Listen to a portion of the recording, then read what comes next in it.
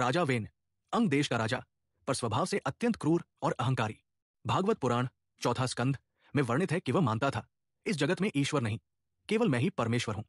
उसने आदेश दिया, अब से कोई यज्ञ नहीं होगा, कोई देवता की पूजा नहीं होगी, सिर्फ मेरा ही नाम लिया जाएगा। देवता भयभीत हो गए और धर्म स्वयं पृथ्वी से लुप्त होने लगा। ऋषियों ने राजा को समझाया, राजन, धर्म के बिना राज्य और जीवन दोनों नष्ट हो जाते हैं। पर राजा हंस पड़ा, धर्म, वो तो जनता को डराने का एक छल है। तब महर्षि भृगु बोले, हे राजा, तेरा अंत अब तेरे ही कर्मों से होगा। और फिर ऋषियों ने मंत्रों से उसका वध कर दिया। राजा गिर पड़ा, पर उसके साथ ही धर्म भी धरती से चला गया।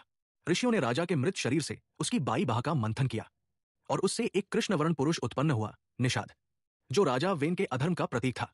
फिर उन्होंने उसके दाहिने हाथ का मंथन किया और वहां से उत्पन्न हुए पृथ्वी के रक्षक राजा पृथु, जिन्हें भगवान विष्णु का अंश कहा गया।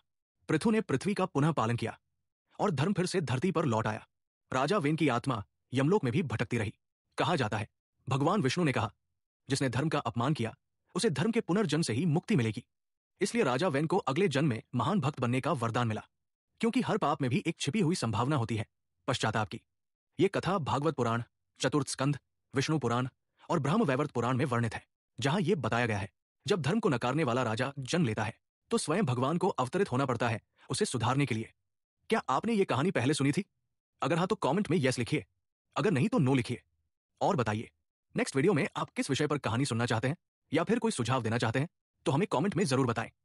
अगर यह कथा आपको प्रेरणादायक लगी तो इसे लाइक करें, अपने दोस्तों से शेयर करें और ऐसी ही अद्भुत पुराण कथाएं सुनने के लिए हमारे चैनल को सब्सक्राइब करें।